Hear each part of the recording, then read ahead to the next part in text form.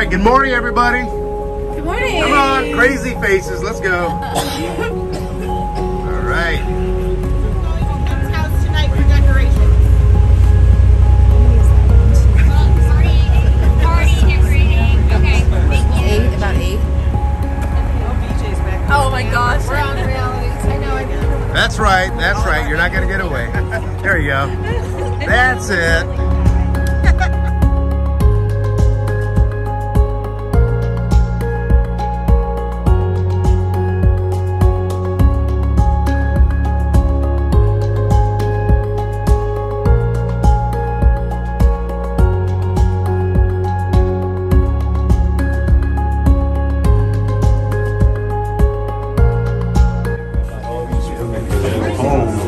Being on the road.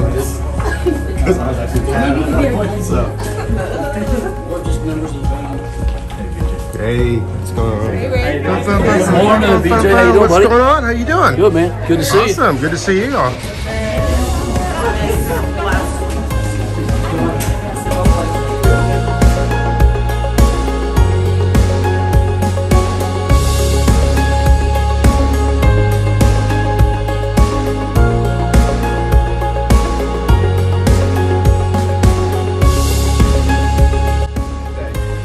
Flores County Administrator. We got Emily Lewis, our Deputy Administrator, and Commissioner Bill Truex, the Chairman of our County Commission. So again, we welcome you.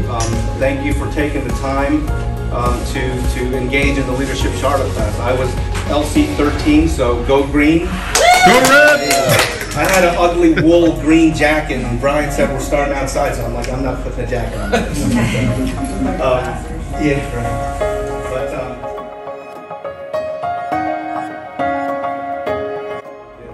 Big thing, I think even more so since 2020. I know our board, Commissioner Truex himself, has led a lot of initiatives that we're implementing across the county, so kudos to you for working together, coming together. I'll just say again, welcome on behalf of Charlotte County. I'm excited for everything you're going to see today. I think there's pretty much a touch from just about any one of our departments and every day that you're going to go through in this program. So keep in mind, the county's got a lot of services. And so I'm just excited for you to see some of the talent that we have in our department.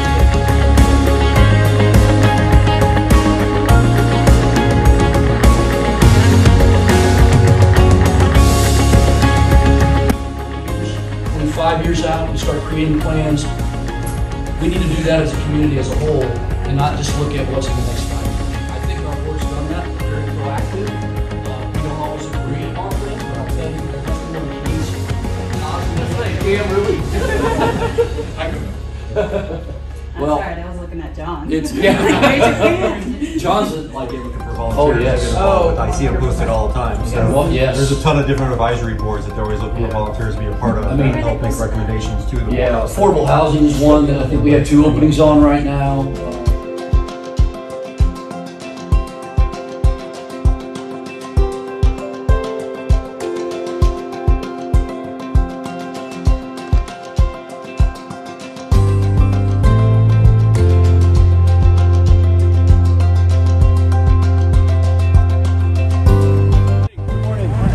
My name is Jeff Profit. I'm the operations supervisor for mosquito and aquatic weed control for Charlotte County. I've been here about 15 years.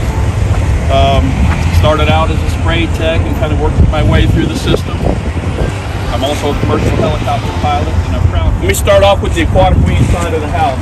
Primarily what we do, obviously Florida being a tropical climate, there's very thick and invasive exotic weeds. The water moving, it helps with mosquito populations.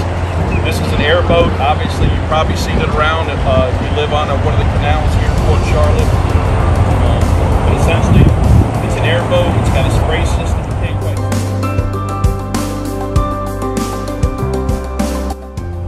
Hyacinth number 2, which is pretty common throughout the whole state of Florida. Hydrilla, here and here.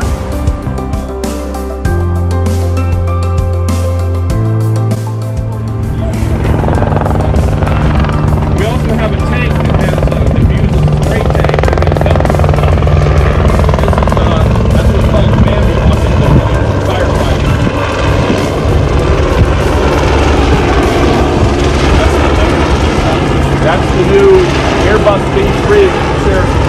their primary law enforcement aircraft. So if you ever see this guy chasing you at night, you know there's something wrong.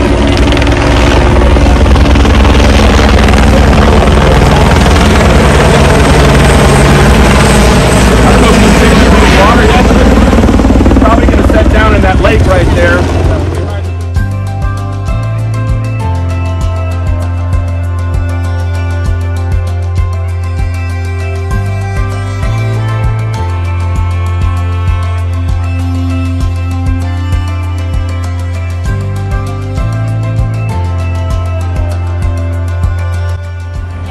He's one of our field supervisors for maintenance and operations, and the rest of these toys are all his domain.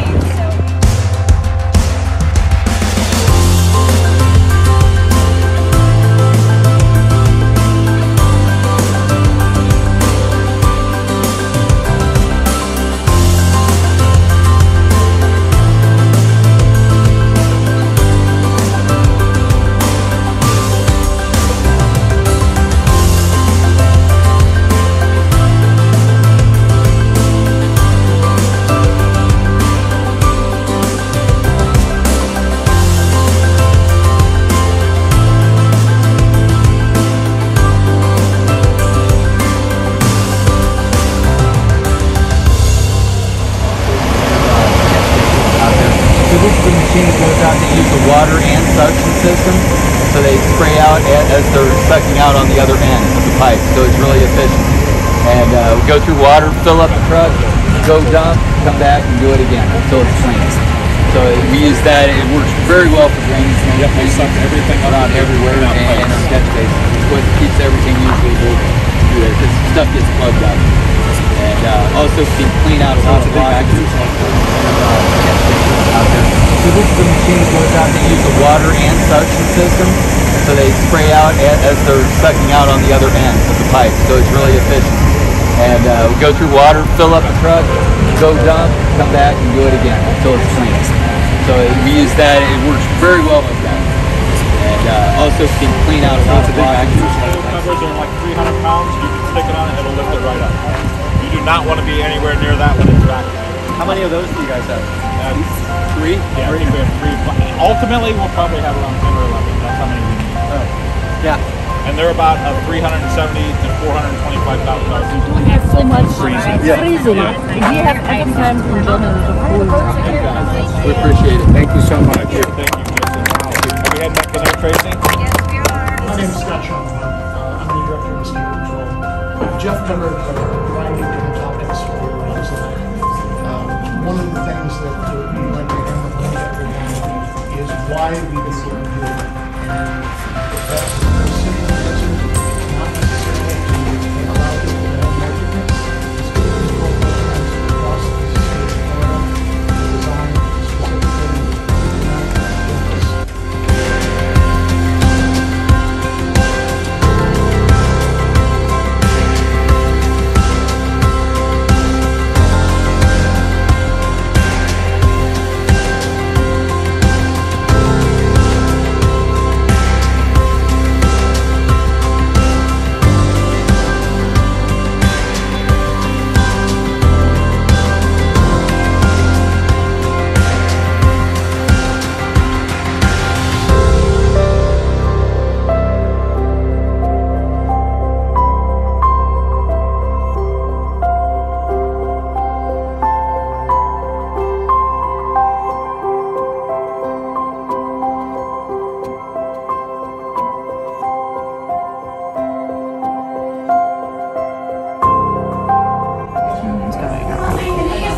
Are you guys in a position where if you start getting reports of dying waterfowl, things like that, that could be something that can be in communication? Or who would I talk to?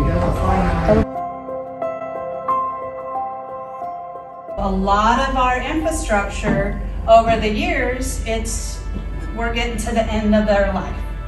You know, we've done a lot of replacing, like this one, you know, redoing underneath the 41. If you're getting delayed in traffic somewhere to a road construction project, it's probably something that our engineering department's doing to deal with growth.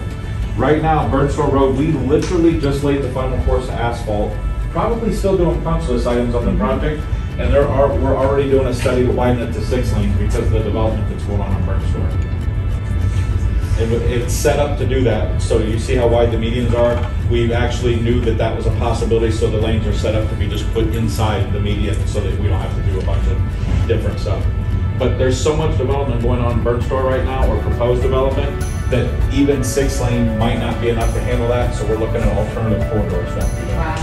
So we have the curbside service one, and if everyone knows, we come and pick up your trash weekly, and the recycling. The recycling, we are what, number 1? Went to recycling plants on field trips, and they would show you how it was hand-picked out of the thing, and so a lot of it ended up in the dumps in the landfill anyways if it didn't get picked up. Has that system changed, updated? Yeah.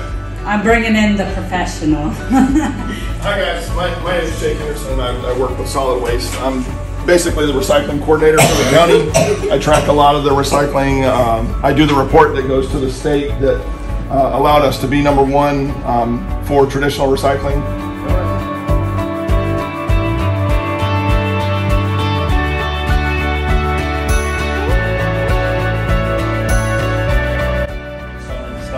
That we don't consider that clean recycling, and that would be something that probably would push back.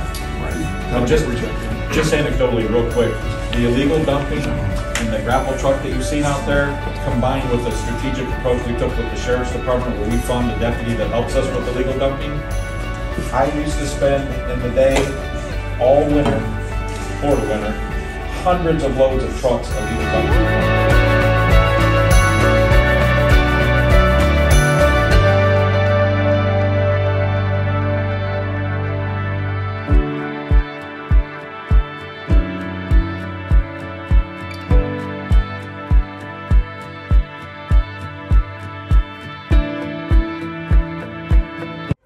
Well, looky there. Well, hello. Hey. How are you? Good. Good to see you.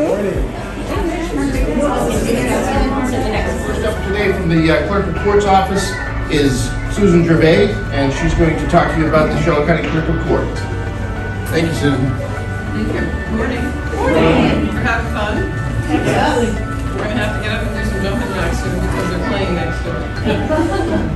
So I am the finance director for the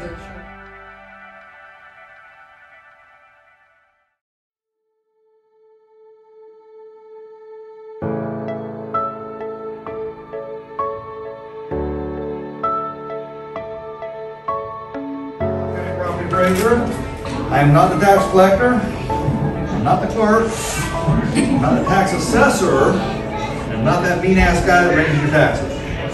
Put that out there early. I get called a lot of things, and those sort of things I get called. Our primary responsibility is first we mailed out some postcards. These look familiar? If you have homestead and nothing's changed, you got this one. If you bought a new home, you got this one. Something we're concerned about, you got this yellow one.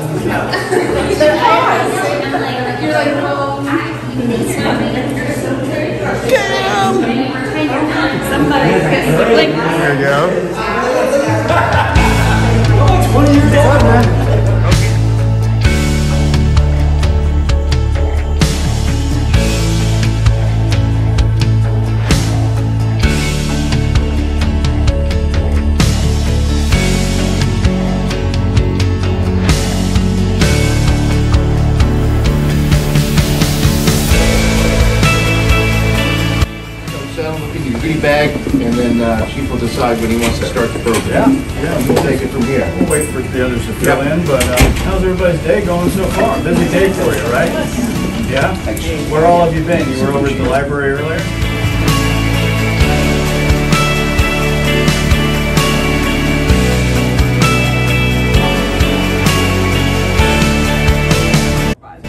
So that's not a lot for a city of our size, right?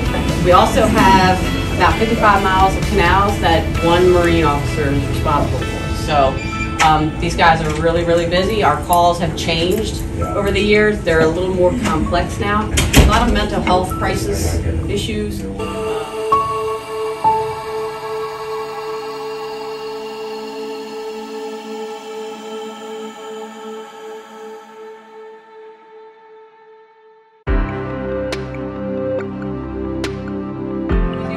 And I'll just speak on that for a second, just some things that are a little unique to us. That you don't find that everywhere, right? So we have a great working relationship. I guess I'll talk a little bit about relationships that we really do between law enforcement and fire. There's again, we're all brothers and sisters in this public safety family.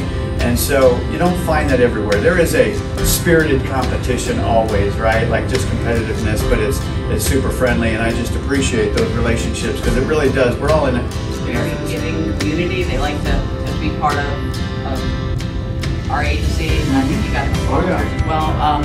So we're pretty lucky. Our volunteers, they patrol in the car.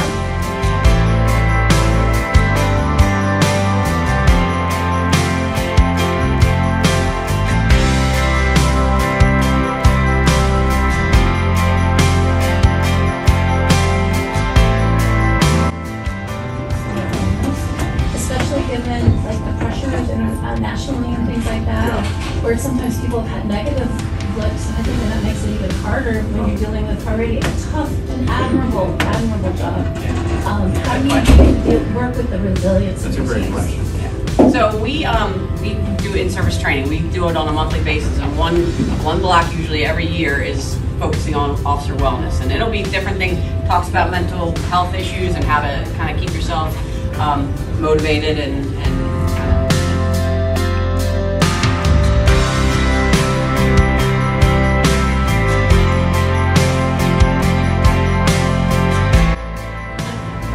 Thank you for first being part of the group, because this is certainly an important thing and builds a lot of camaraderie and contacts that will be used throughout people's careers. I was in leadership groups almost as far back as I can remember, because my memory's getting shorter, but not only at the local level, but at the state level, and they always provide a lot of benefit. I learned a lot from them. I still learn a lot every day from groups like this. So with that, a little bit about the city of Punta Gorda. Obviously, almost 20,000 people. We have a lot of big city services with a small town feel.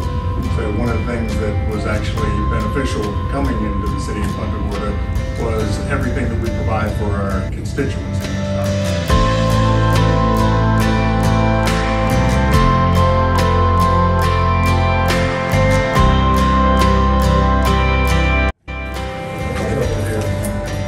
Now, is she right? Yes. Narcotics? Yes, narcotics and tracking missing and endangered.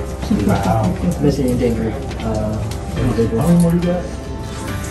And she's trained in cocaine, you don't have little. crack, I do. I got a 3-year-old. ecstasy, and heroin.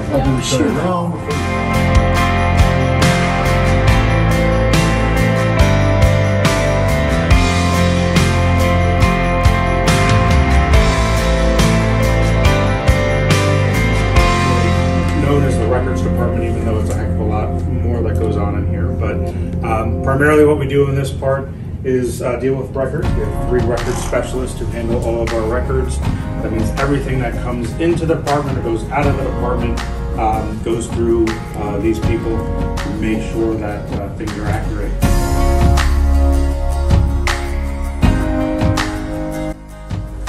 All right, so this is our roll call room. Here at the city, it's similar to with Shelton County.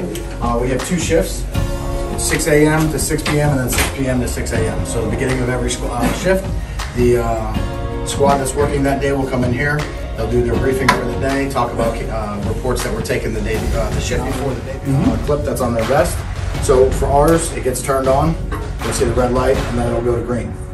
So, so now it's blinking green. Now it's ready to go, and there's a 60-second buffer. So it's recording right now, but it's not recording.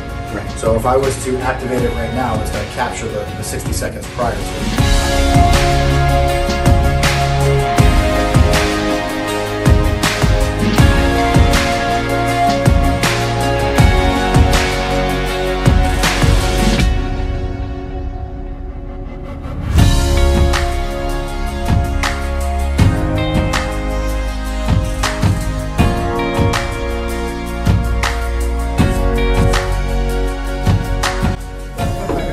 That was the touchless temperature until you put a mask on.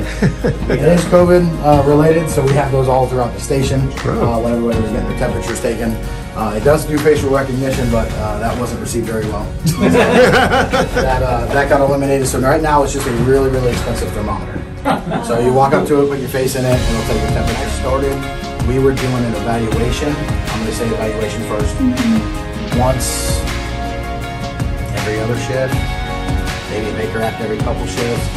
Now we're doing, it seems like we're doing an evaluation and doing Baker Act every shift. You guys ready for your second group? Absolutely. I heard some grumbling though from this group that they just wanted to stay with us. Oh, yeah. Oh, I was.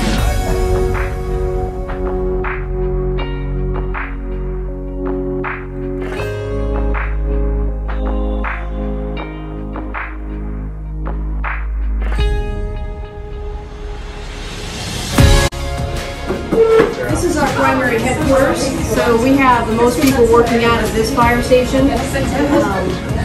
So you'll see, obviously, we have a lot of recliners and a bunch of refrigerators. That's kind of strange.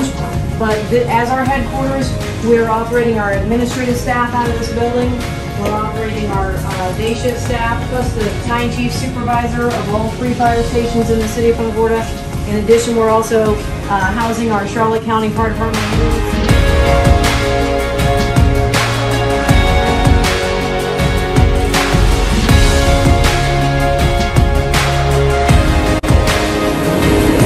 How you doing?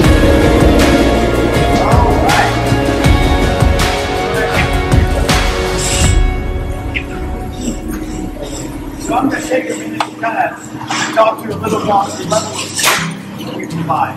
Right, so when it comes to healthcare, you've got BLS or basic life support, and you've got ALS or advanced life support.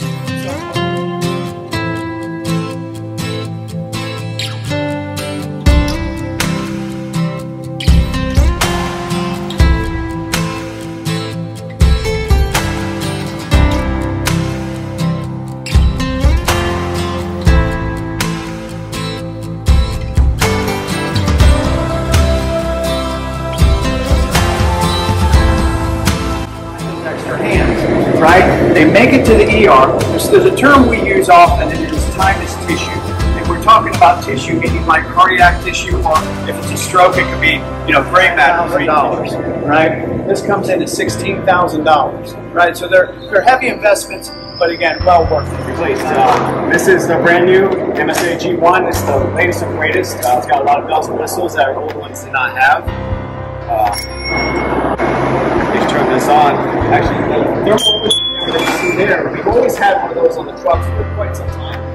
But now we actually have one integrated into our aircraft. So I always have one over my shoulder. If another crew member has that, I at least have one over my shoulder here. It's water rescue. So we do have incidents. We've had people end up in canals and vehicles at the moment and anything like that. So we invested is called a rapid knife. It's meant just for what it says, rapid deployment. So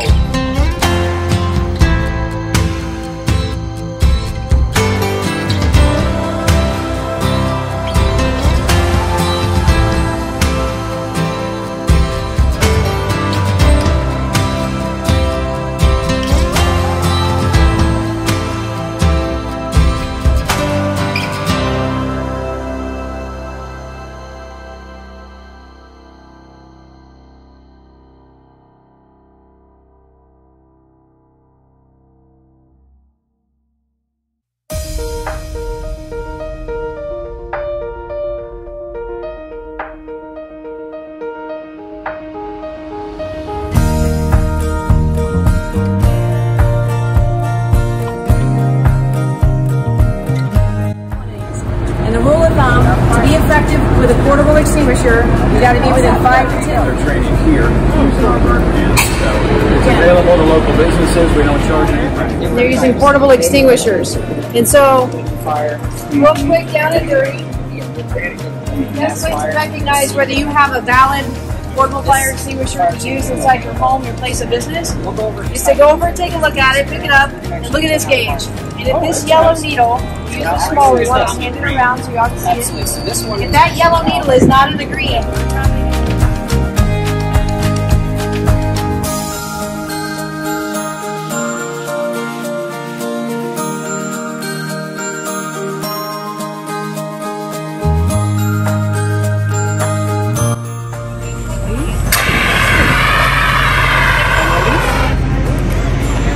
walk back slowly to make sure nothing reignites.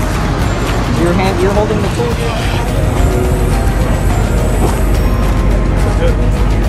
Businesses within the city, they can actually call our fire prevention, fire marshal, and set up a time where we will actually train their business or their workers. Say, hey, we actually have it set up to where they can actually see. Had a bunch of patches on it. Hurricane Charlie took all the patches and sent them to Orlando. So then we thought, well, we could do something different here.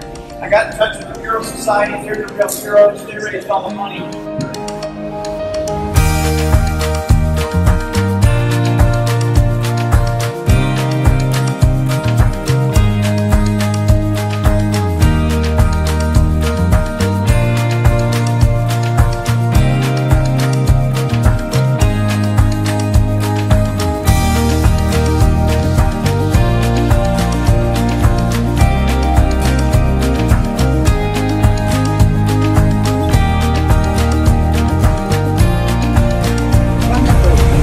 They've done a good job.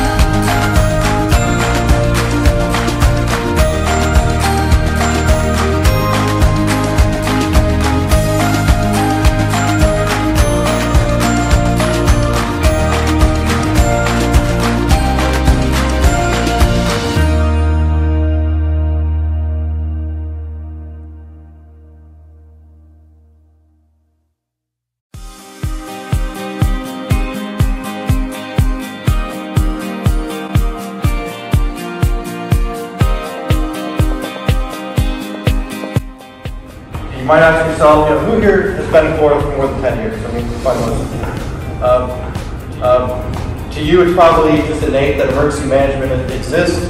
We're here for hurricanes, and that's what we do, and you kind of hear from us as hurricane season starts spinning up. But it wasn't always like that in Florida. This room is. So we have an amateur radio group in the county called CC Flares, and they are our auxiliary communication system here. So if anything went down communication-wise with either internet or cell service, they'd still be able to communicate for us. This building is tilt wall construction. It's something that's hardened up to 294 miles per hour.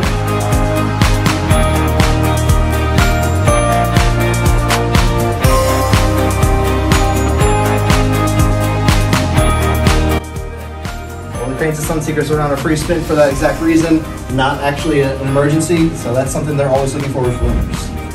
Who knows that Charlotte County has a television station? CCTV is on channel 20. It's also accessible from our website, and also we do live stream some meetings, especially county commission meetings.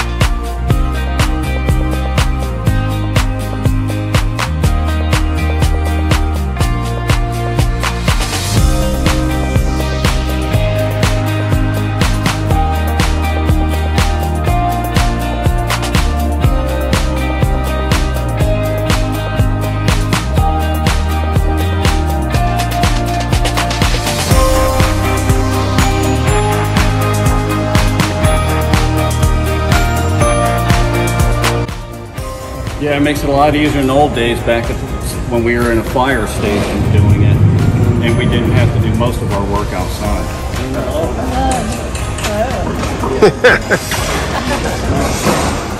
Here's the other grave. All right, I'm gonna take them over there. To the ambulance? Yeah. Okay.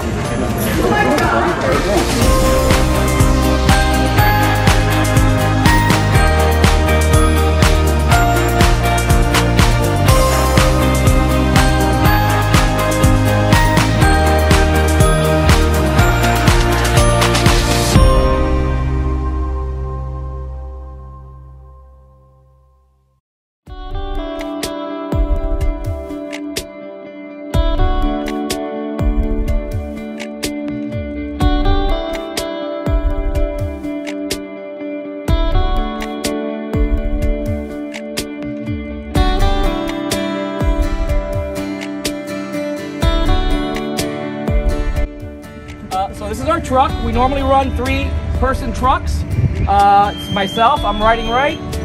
Then you have the driver engineer, and then you have whoever's riding backwards. It's either an EMT or a paramedic. Right now we're down to 2-man for a little while because they're at a special detail, but they'll be back soon. So what we're gonna do today is we're gonna let you guys flow.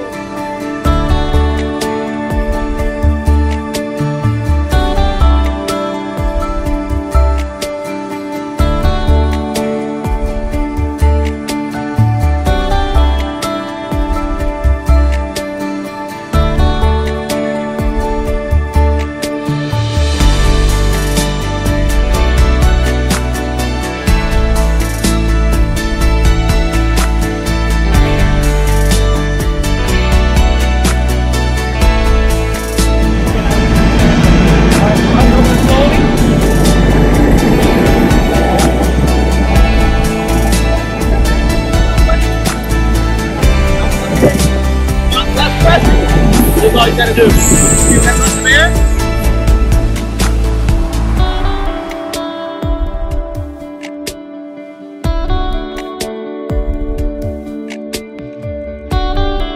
You gotta flush with it.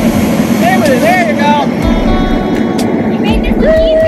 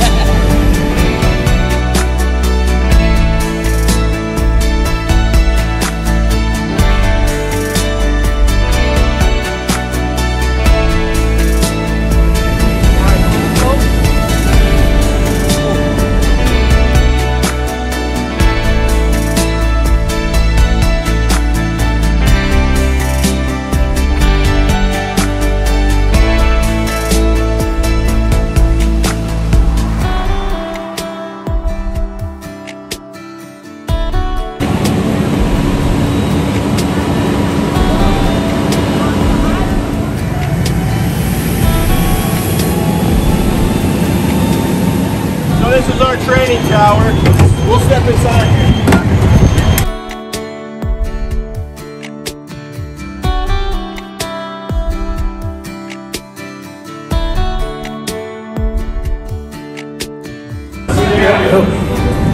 You can see the walls are painted black. That's shit. Oh my God. And let them feel, for one, you get the heat and you get the smoke, and so they come in and do live fire. Forcing doors, you put some wood in there and they use their halcyon and axe and go in and pop it. Anybody feel like going all the way to the top? Yeah, let's go.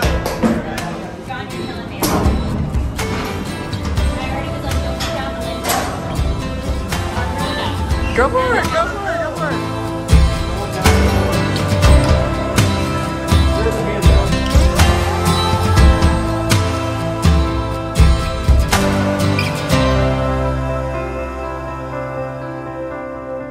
Nice view. It's really nice up here. Yeah. Good view of our neighbors there in the jail. Hopefully you don't have to.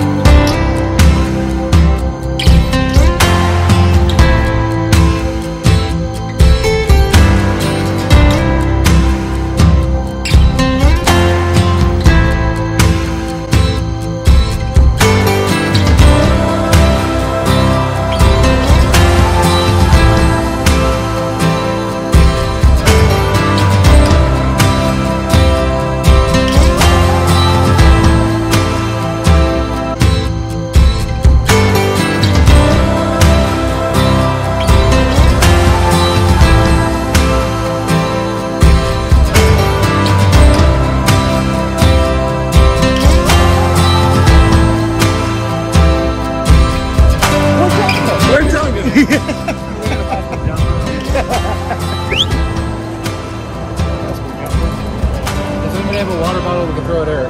Oh, yeah. Oh, How about I just drop the oh water yeah. bottle on? Yeah, yeah.